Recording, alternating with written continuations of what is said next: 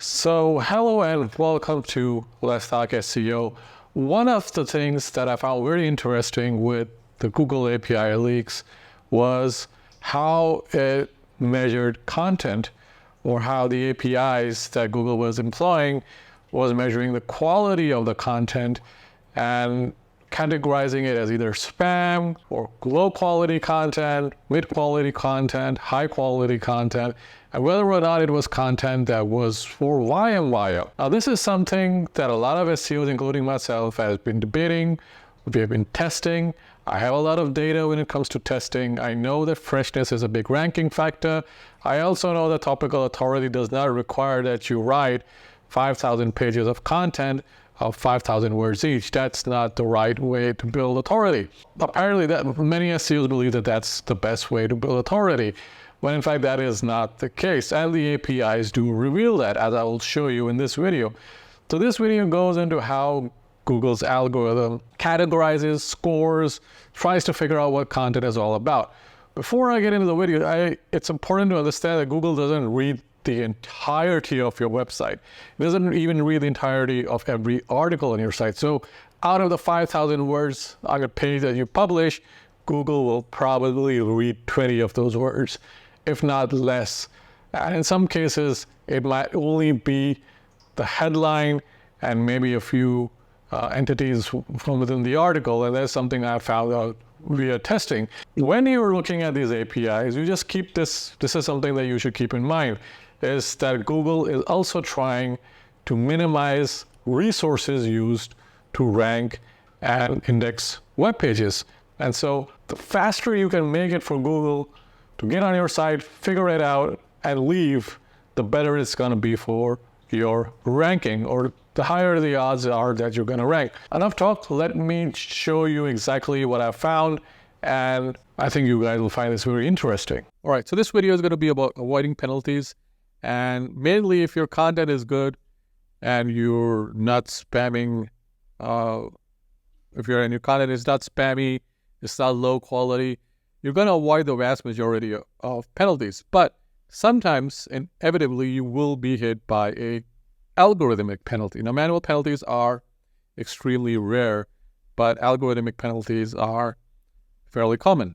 And often they will happen to websites that Google assumes is in a specific niche, when in fact it's not in that niche. And as an SEO trying to identify that takes a great deal of work and a lot of experience. So regular people or regular SEOs who have been doing this for maybe a few years can't really help websites that have been algorithmically penalized. And there are many reasons for being algorithmically penalized. But in this video, we're going to look at algorithmic penalties, spam, and quality scores that have to do with written content, or content on the page, or on-page content. So there are four main content spam APIs. The first is the UAC spam score. The UAC spam score is a little bit of a, I would say, interesting one, because it uses a 7-bit score, which ranges from 0 to 127. So content can be scored. So you can be the lowest, which is at number 127, perhaps, or you can be 1, or it can be the other way around. So 127 could be the best content, and number 1 could be the worst content. So either way, there are 127 places on the scale. And I'll explain UAC a little later, but it's an interesting API. The next one is spam tokens content score. So this API is apparently used in conjunction with the site boost twiddler. And I also explain what a twiddler is for people who are not into technical, or who are not into semantic SEO. So these are used in conjunction with the site boost twiddler to determine if the page in question is just a whole list of user-generated spam, or if it's a quality page. Then you've got the trend spam score. It's not entirely clear from the API leak exactly what this does, but based on other APIs and piecing together information from my testing, I can say with a degree of certainty that together with other to a certain degree of that this has to do with spamming the trend algorithm or trending topics and how much you're spamming it. So you could maybe have one article that is about a trending topic and will do fairly well. But many times a website or websites would have 20 articles. They'll all be identical, and they're all trying to take advantage of that trending of the trend. So apparently, Google has something set within the algorithm that helps it identify whether or not what's being produced is trend or trendy spam, and it uses the same 7-bit spam score, so from 0 to 127. And then you've got the scaled spam score YORAM. So this is similar to the UAC spam score, and this is again uses the same 0 to 127, and I'll explain this in the next slide. So I hope you guys are enjoying the video so far. I just want to add here that I offer SEO services. There's a link in the description that will take you to my website. You can contact me directly via the website. You can fill in the contact form and I'll get a message, or you can use the Google Forms that's also linked in the description. So back to the video. So UAC, we think, stands for activity content or user-generated automated content. So many times you'd go on Quora, for instance, and you would see what looks like AI content that users have generated. You'd go on Reddit, and Reddit is now probably the worst offender because people are generating content using ChatGPT or other AI content generators and just pasting it into Reddit. And what I've also seen is that they're literally 20, 30 bots. Someone would create, as it's also called parasite SEO, by the way, they will create a topic and all those bots would then automatically generate content and just automatically publish it from different accounts. So that gives it an artificial boost, not only in Reddit, but it also gives it an artificial boost in Google. So Google is mainly trying to minimize that. So the spam token content score and the trend score hint at Google perhaps referencing a list of regularly updated spammy words, which if it is in the content will lend it a spam score based on that. So Google is looking at and identifying spam as checking for specific words and phrases. Now, what I also think Google is doing now with a lot of people using AI is that AI uses a lot of very common words and phrases. So Google now has that list updated to the words and phrases that AI uses. And if you generate, or if you have generated enough content using AI, you will see that there are quite a few words that AI will generate in its content, even if you ask it not to put those words in. So I have tried doing this many times, and I have my own list, by the way. And I ask ChatGPT, or I ask Gemini AI, or I ask whatever LLM I'm using not to use the words in the article which you produce. And lo and behold, they'll still use the same word. So I have not found a way around it. So if Google has a list and those words are in that list, that content is being identified as spammy content. That's, again, based on what we're seeing with the algorithm. And let's just say that this algorithm or this API is at least a few years old, and now with AI, it's probably updated. Generally speaking, you will have words like make money online, jackpot, big, which Google will see as being spammy or spammy words if all the other boxes on the website are not ticked. But just as easily, you could have words like CBD gummies, crypto, Bitcoin, that's those kind of words. That could also be seen as spammy. Now, it depends again, if it's a cryptocurrency website approved by governmental organizations, it's legal, it's registered, it has all of those check boxes ticked, then Google will not probably see it as spam. But if it's just a regular website someone has created to rank for, let's say, I don't know, buy crypto online, it's not going to work. The trend spam score does exactly as you think it would do. So it references a list of spammy words, as I said. And if it finds those words, you're going to probably lose ranking. Now, so one of the other uses for this is helps Google identify so-called parasite SEO. And so again, the whole Quora and Reddit thing, people are posting these types of things on Quora and Reddit. Google Google tries to identify this type of spam and eliminate it. Problem is, I don't think it's working as well as Google intended it to work, because I still see a lot of spammy stuff doing very well on Quora and Reddit. But maybe it's working, and I'm in many ways that it's not clearly evident to me. The next set of APIs is dates info. So Google has always said that they don't really care about when something is published, but usually it's always been the case that Google wants the most relevant and the most updated content to show on its SERPs, because that is what people are searching for. So if someone searches for, best Nike shoes, Google will try to show an article that was published last week and not something that was published in 2014. Even if the article that was published in 2014 was really well written, it was great and everything, had great author authority, it will still not do well. So it stores a date related to a page, and this means that Google is tracking like how many times a page has been updated, and it keeps a tab on that. And so each time you think you're fooling Google, you're just adding maybe a sentence or two sentences to a page, Google knows that you have not really updated the page, or you just changed the date on the page like some people do, because there are ways of identifying the age of a page, and it's not necessarily based on the date that's on the page. There are other ways of doing it.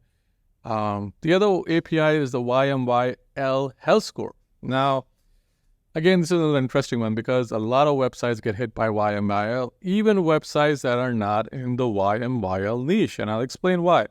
So apparently this API stores the scores set by the Go YMYL classifier DD.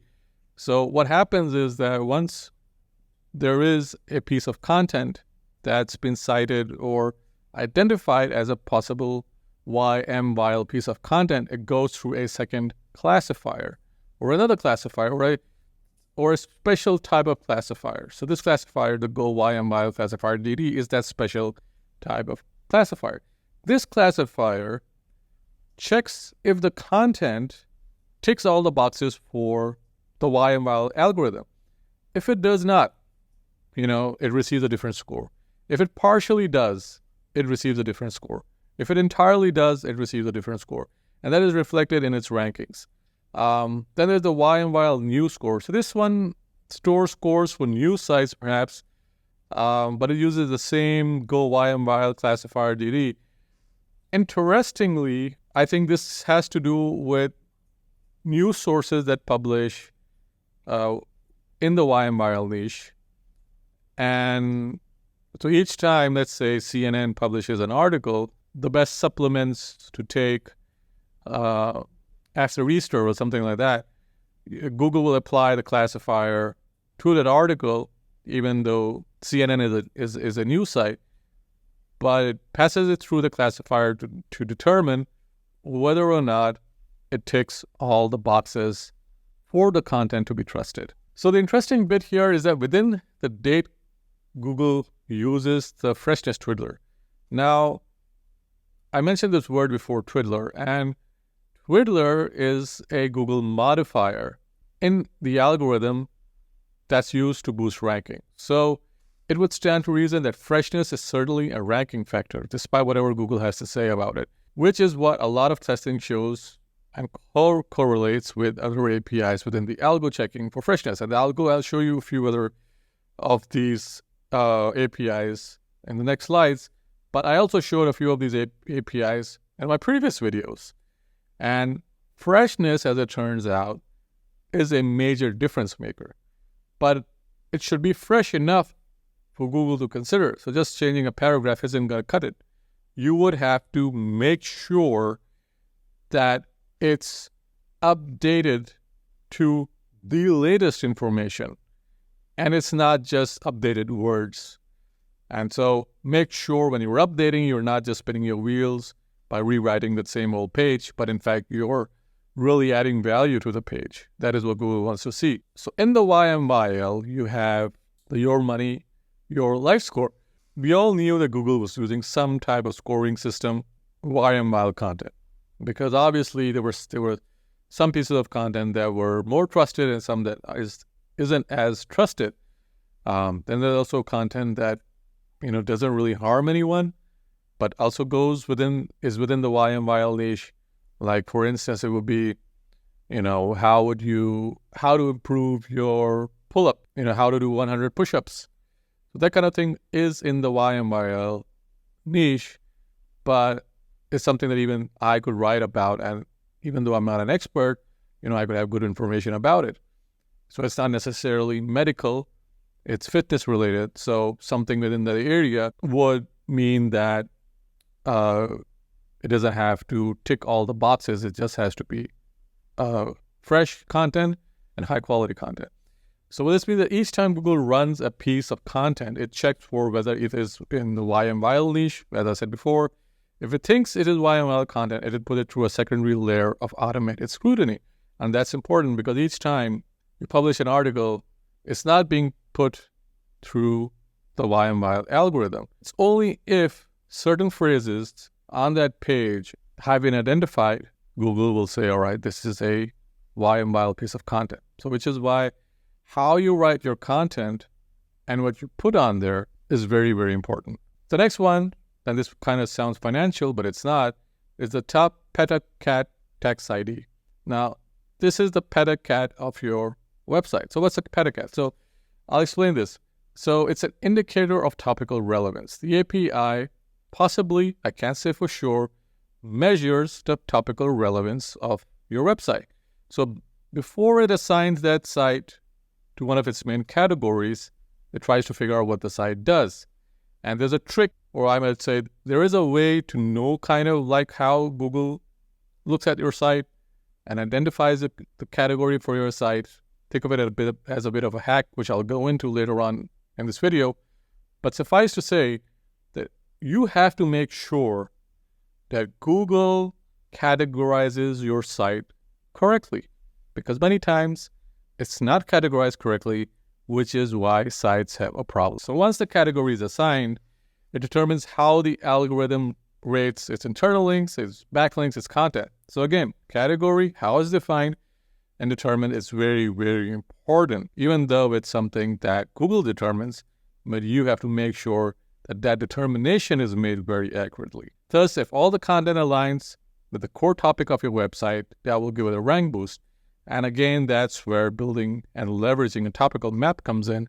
And I keep telling people, if you're going to do a content site, make sure you have a topical map. If you don't want to buy it off someone like me, do it yourself. And I have a kind of like a brief guide to how you can do it.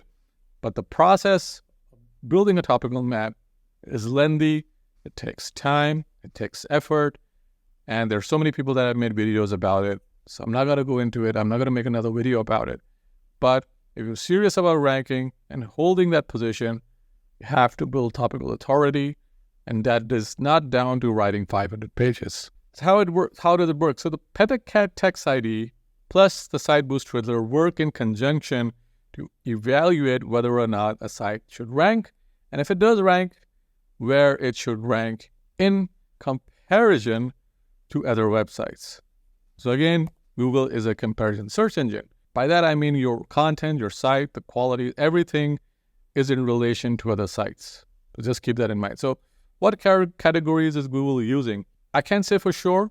I can't say 100%, but Google has a list, and this list is outdated. There's a link to this list. I'll put the link in the description. You guys can check it out. So your website will be assigned to any one of these categories, maybe even multiple categories. It's very hard to say without taking a look at the site in its entirety. But as I said, there's a hack. There's a way to figure it out. So how to build topic authority. And everybody has an opinion about this. But one of the things I always do when I'm starting a website is I will start by understanding the niche. And I also do this when I'm working or getting into a client project. And many times clients will say, it's been 15 days since we hired you to do SEO and you've not done a shred of work. on our site. And the reason for that is I have spent 15 days researching exactly what the niche is, what the industry is, what type of content is needed, what kind of content is already on the site, and whether or not it's working to its advantage or its disadvantage. And content can sometimes disadvantage your website. I will generally start by looking at a Wikipedia page for that topic, and also look at related pages for that topic. So that's step number one. And that's probably a very time-consuming step, but it's an important one. Once I have a fairly good idea of how the topic relates to other topics and how the topic is written about, because many times when you get into an industry, you have to also understand that industry is lingo. And you also have to understand how people within that industry think about stuff, what kind of language they're using when they're communicating about that industry. So, people who play golf have a specific golf-related lingo which they'll use. The same goes for people who watch and play football or soccer, whatever it is.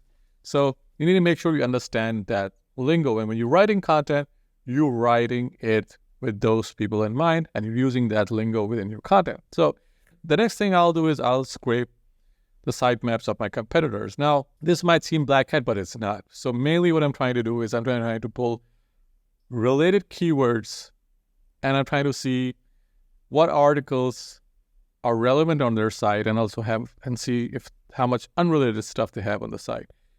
Once I have those lists of keywords that I've scraped, I will put it through an NLP category checker. There are quite a few out there. I have a custom one I built using Python. I use my own thing, and it uses Google NLP. You can use anyone that's available online. They're all pretty much equally good. So you paste the list, you will see that a certain number of those keywords will be associated with a category. You will take all the keywords that are associated with your category, and you will remove all the others. And so let's say if your category is pet training.